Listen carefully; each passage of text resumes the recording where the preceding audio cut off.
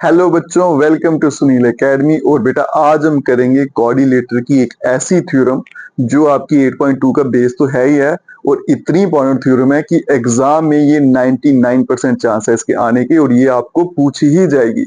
तो चलिए बेटा आज की वीडियो स्टार्ट करते हैं। कॉपी पेन लेके फटाफट आ जाइए और इसको नोट कर लीजिए क्योंकि एग्जाम में आनी ही आनी है। तो देखिए बेटा थ्योरम क्या है, इसको मिड पॉइंट थ्योरम के नाम से भी जाना जाता है। ठीक है, थ्योरम क्या कहती है, थ्योरम समझिएगा पहले। ये एक ट्राइंगल है एबीसी, ये मिड पॉइंट है इस लाइन का और ये भी इस लाइन का मिड पॉइंट है। ठीक है, ई एंड एफ जो है वो मिड पॉइंट है। तो इसका क्या मतलब हो गया, यहाँ लिख देता हूँ बेटा। इसका मतलब है कि ए ई जो है किसके बराबर हो गया, बी, और ये दोनों किसके हाफ हैं, ए बी के।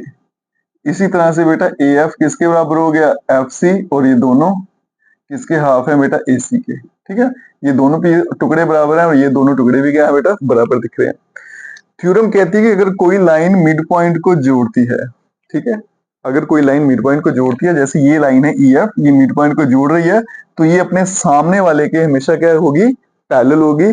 और आपकी बुक में आजकल जो न्यू एडिशन है उसमें बस इतना ही पूछा गया, लेकिन पुरानी बुक में क्या होता था, एक तो ये पैरेलल होगी और इसकी जो लेंथ है वो बीसी के हाफ होगी, ये भी पूछा जाता है। तो मैं बेटा पुराने एडिशन के मुताबिक half of E F equal to half of BC वो भी आपको प्रूफ करना सिखा दूंगा, क्योंकि वो भी आगे क्वेश्चंस में पूछा जाता है। तो बताना क्या है बेटा कि ई एफ जो है वो बीसी के पैरेलल है और इसकी लेंथ जो है वो कितनी है बेटा, बीसी के आधी है, बस इतना बताना है। कंस्ट्रक्शन लगेगी यहाँ पे। कंस्ट्रक्शन क्या है बेटा, ये सी पॉइंट से एक लाइन ड्रॉ कर दी सी डी, ये लाइन इस ए बी के पैरेलल है, बस इतना याद रखिएगा। और उसके अलावा बेटा इस एफ को हमने आगे प्रोड्यूस कर दिया है पॉइंट डी तक। ठीक है, अब चलते हैं प्रूफ पे। देखो बेटा कैसे करना है, सबसे पहले ये दो ट्राइंगल आपको कॉन्ग्रुएंट करनी है। ठीक है, तो ट्राइंगल के नाम लिख लेते हैं, in triangle A E F and triangle C F D. अब देखो इन दोनों में क्या क्या सेम आएगा बेटा, एक तो ये देखिए एंगल 1 और एंगल 2 बराबर, एंगल 1 इक्वल्स टू एंगल 2, क्यों है बेटा, वर्टिकली अपोजिट एंगल्स। ये काम हो गया। दूसरा आप देखिए बेटा, ये वाली साइड और ये वाली साइड दोनों आपस में बराबर है, तो यहां लिख देते हैं बेटा A F equals to F C. अब ये क्यों बराबर है, क्योंकि एफ जो है बेटा वो मिड पॉइंट है, तो इसका मतलब ये ए एफ और एफ सी बराबर हो जाएंगे। ये मैंने यहां भी लिखा हुआ है, बिकॉज एफ जो है वो मिड पॉइंट है ए सी का। और तीसरा देखो बेटा, ये मैं एंगल 3 ले लेता हूं, इसको एंगल 4 ले लेता हूं।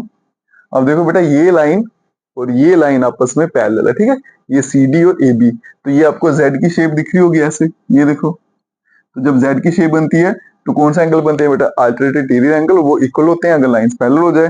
तो लाइंस तो पैरेलल है, इसका मतलब angle 3 equals to angle 4, alternate interior angles.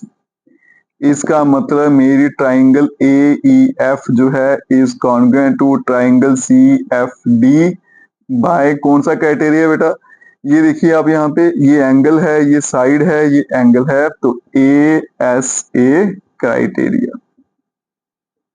अगर ये बेटा आपस में कॉन्ग्रुएंट हो जाए तो इसे हम क्या प्रूफ कर सकते हैं बेटा, बाय सिंपलिसिटी से क्या ले सकते हैं कि A E equals to C D, और मैं एक और ले लूंगा E F equals to F D, इसको लिख लेंगे बेटा by C P C T, और नंबरिंग दे दूंगा मैं 1।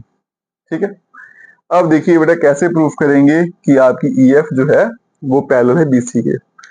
अभी तक देखो बेटा ये लाइन और ये लाइन पैरेलल थी, अभी तक तो मुझे यही पता था। अब मैंने क्या प्रूफ कर दिया कि ये लाइन और ये लाइन आपस में इक्वल है। अब देखना बेटा कैसे करेंगे, सिंस ई मिड पॉइंट है तो इसका क्या मतलब है बेटा, A E equals to B E, क्योंकि ई जो है वो मिड पॉइंट है। और अभी हमने क्या प्रूफ किया कि A E equals to C D. इन दोनों से क्या कंक्लूजन निकलता है बेटा, लेफ्ट साइड बराबर है तो फिर राइट भी बराबर होगी, तो इसका मतलब बी ई जो है किसके बराबर आ गई, सी डी। मतलब ये लाइन और ये लाइन आपस में बराबर है। आल्सो जो आपकी बीई है वो किसके पैरेलल है, सी डी के। अब बोलोगे सर वो कहाँ लिखा हुआ है, बेटा अगर ये पूरी लाइन पैरेलल है ए बी, ठीक है, तो इसका आधा टुकड़ा भी तो पैरेलल ही होगा बीई। अब ध्यान से देखो बेटा, ये वाली साइड और ये वाली इक्वल भी है और ये वाली साइड पैरेलल भी है। अगर कोई दो लाइनें क्या हो जाए बेटा क्वाड्रिलेटर में, कोई दो साइड्स पैरेलल भी हो जाए, इक्वल भी हो जाए, तो उस फिगर को क्या माना जाता है? Parallelogram. Therefore B C D E is a parallelogram. अगर ये पैरेललोग्राम हो गया तो इसकी अपोजिट साइड्स क्या हो जाएंगी? पैरेलल हो जाएंगी। इसका मतलब ई एफ क्या हो जाएगा बेटा? पैरेलल बीसी के, और ई एफ जो होगा इक्वल्स टू बीसी हो जाएगा। ठीक है बेटा। आगे देखिए, अगर ई एफ बेटा, सॉरी ई एफ नहीं, ईडी लिखूंगा यहाँ पे, ई एफ बाद में यूज करेंगे। अब यहाँ देखो बेटा, ईडी पैरेलल बीसी, ये पूरी लाइन अगर पैरेलल है तो आधा वाला पोर्शन भी पैरेलल रहेगा, तो इसका मतलब ई एफ पैरेलल बीसी और हैंस प्रूव्ड। ठीक है, ये वाला पार्ट तो आपका हो गया। अब मुझे क्या बताना है कि ईडी जो है वो बीसी के हाफ है। अब देखो बेटा, सॉरी ईडी नहीं, E F equal to half of BC, वो बताना है मुझे। ये देखो बेटा, ईडी इसके बदले में क्या लिख सकते हैं हम? E F plus F D equals to BC, है ना। ये ईडी है ना, इसके बदले में क्या लिखा मैंने? ई एफ प्लस एफ डी। और यहाँ देखो फ्रॉम फर्स्ट ई एफ और एफ डी बेटा दोनों बराबर है, तो मैं क्या करूंगा? ई एफ डी को भी क्या लिख लेता हूँ? E F equals to B C, 2 time E F equals to B C. तो यहां से देखो बेटा, ई एफ क्या आ गया? 1/2 बी सी। तो इसी के साथ इसके दोनों जो पार्ट थे हमने प्रूफ कर दिए। बहुत इंपॉर्टेंट क्वेश्चन है बेटा, एग्जाम में लगभग सोच लीजिए ये आना ही आना है, इसको तैयार करके रख लीजिए। बाकी वीडियो को जैसे शेयर करें, चैनल को लाइक सब्सक्राइब शेयर कमेंट जरूर करें। Best of luck.